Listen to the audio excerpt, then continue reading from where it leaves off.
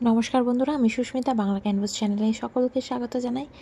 আজ আমি আপনাদের সাথে শেয়ার করব লাবড়ার রেসিপি। কালকে আমি শেয়ার করেছিলাম একদম গোবিন্দভোগ চালের খিচুড়ি, তার সাথে তো লাবড়াটাই মানায়। হ্যাঁ, আলু ভাজা, বেগুন ভাজা, পাঁপড় ভাজা, ইলিশ মাছ ভাজা দিয়ে খাওয়াই যায়, বাট আমার মনে হয়েছিল যে লাবড়ার রেসিপিটা তৈরি করি, কারণ বাড়িতে প্রচুর সবজি ছিল, তাই দিয়ে ঝটপট তৈরি করে ফেললাম। আর অপূর্ব খেতে হয়েছিল। এটা কোনো নতুন রান্না নয়, সাবেকি রান্না, তাই জন্য এটা আমি বানালাম। তো চলুন দেখে নিই আমি কিভাবে লাবড়া বানাই। তো তার জন্য আমি এখানে প্রথমেই সবজিগুলো আগে আপনাদের দেখে নিলাম, ওগুলোই আমি এখানে কেটে ব্যবহার করব। আর তার আগে আমি সবজিগুলোকে কিন্তু খুব ভালো করে কেটে ধুয়ে পরিষ্কার করে রাখবো। আর কড়াইতে তেল দিয়ে দিয়েছি। প্রথমেই আমি কিছু চিনেবাদাম ভেজে নিলাম, তারপরে ভেজে নিলাম কিছু নারকেল। অল্প নারকেল আর বাদাম যখন এই লাবড়াতে মুখে পড়ে তখন কিন্তু দারুণ লাগে টেস্টটা। বাড়িতে নারকেল থাকলে অবশ্যই কিন্তু ব্যবহার করবেন।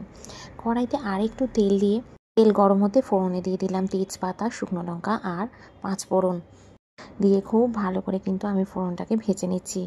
এখন সবজিগুলো কেটে নিয়েছি। এখানে বটবটি, আলু, আঁকড়ি, পটল, পেঁপে সবই কেটে নিয়েছি। আর আলুটাও কেটে নিয়েছি, এরকম ডুমো ডুমো সাইজ করে আলু কেটে নিয়েছি আমি।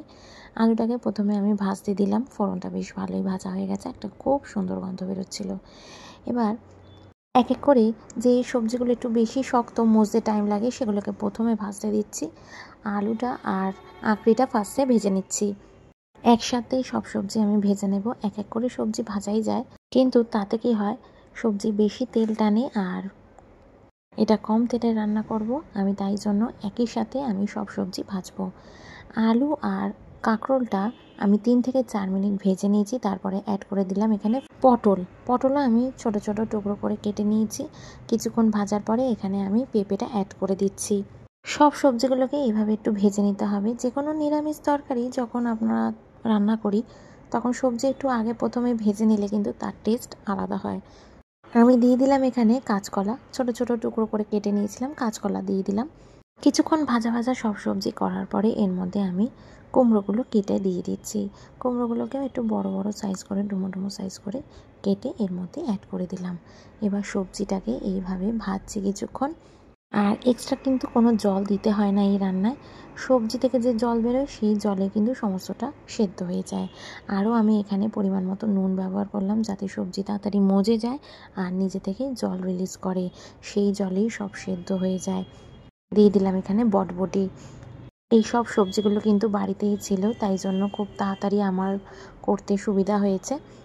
আপনারা আপনাদের বাড়িতে যেরকম সবজি থাকবে সেই হিসাবে আপনারা এটা করবেন। দিয়ে দিলাম এখানে 1 চামচ হলুদ গুঁড়ো, জিরে গুঁড়ো, ধনে গুঁড়ো আর শুকনো লঙ্কার গুঁড়ো দিয়ে খুব ভালো করে এবার মশলাগুলোকে কষিয়ে নেব। কিছুটা পরিমাণে আদা গ্রেট করেছি, সেটাও কিন্তু একই সাথে দিয়ে দিলাম। এই যে এতগুলো মশলা পড়লো, এতেই কিন্তু লাবড়ার একটা টেস্ট আলাদাই বেরোয়। এবার এইটাকে আমি খুব ভালো করে মিশিয়ে নিয়ে, মশলাকে কষিয়ে নিয়ে এটাকে ঢাকা দিয়ে রান্না করব, যাতে সমস্ত সবজি একদম নরম হয়ে যায়। আর একদম সামান্য পরিমাণে জল ব্যবহার করলাম, যাতে তরকারিটা একটু গ্রেভি গ্রেভি থাকে। একটু নাড়িয়ে চাড়িয়ে এবার এটাকে ঢাকা দিয়ে রান্না করছি। দেখুন আলু আর কুমড়ো কিন্তু একদমই নরম হয়ে গেছে, কারণ ওগুলো তাড়াতাড়ি নরম হয়ে যায়। এবার একটু ঢাকা দিয়ে দিয়ে রান্না করলে কিন্তু বেশ ভালোই জল বেরোয়।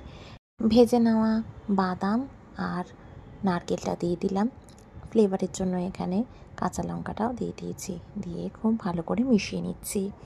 সামান্য জল দিলাম, যাতে লাবড়া নিচে না লেগে যায় আর তরকারিটা যাতে না পুড়ে যায়। আমার সমস্ত সবজি কিন্তু একদম সুসেদ্ধ হয়ে গেছে। এই পর্যায়ে এর মধ্যে দিয়ে দিলাম 2 চামচ মতো চিনি দিয়ে টেস্টটাকে ব্যালেন্স করে দিলাম।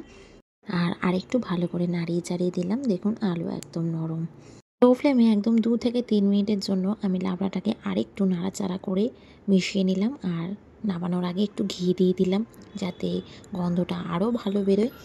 গ্যাসের ফ্লেমটাকে বন্ধ করে দিয়েছি। আরও 2 মিনিটের জন্য এটাকে স্ট্যান্ডিং টাইম রেখেছি। এবার এটাকে গরম গরম সার্ভ করছি একটা প্লেটে।